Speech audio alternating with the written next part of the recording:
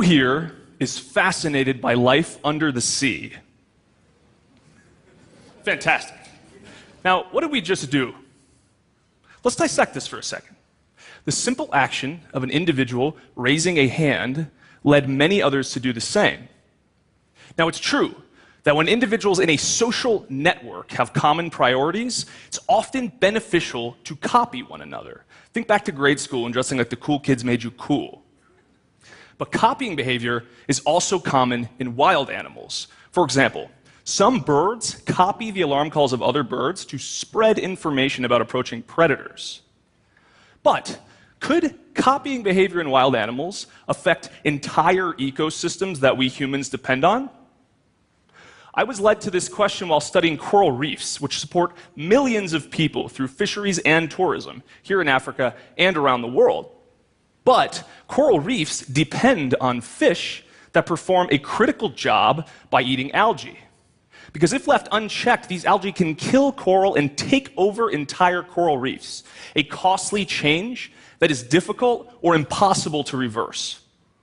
So, to understand how fish may prevent this, I spy on them while they're eating algae, which can be difficult for them to do in open parts of the reef exposed to predators, some of which, on rare occasion, appear to realize I'm watching them.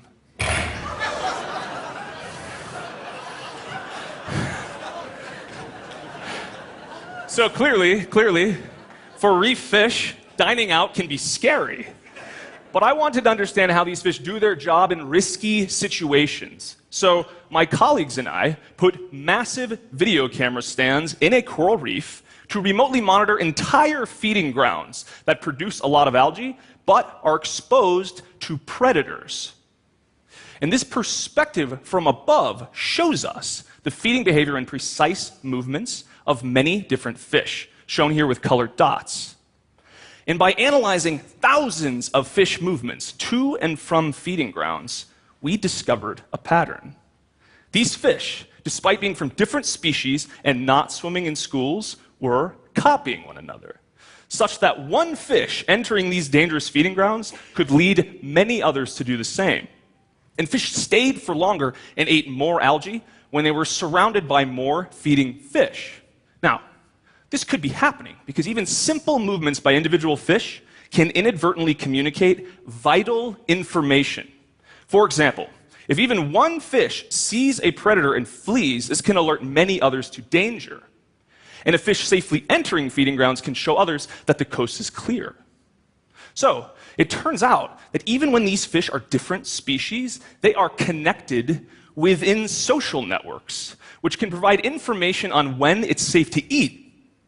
And our analyses indicate that fish simply copying other fish in their social network could account for over 60% of the algae eaten by the fish community, and thus could be critical to the flow of energy and resources through coral reef ecosystems.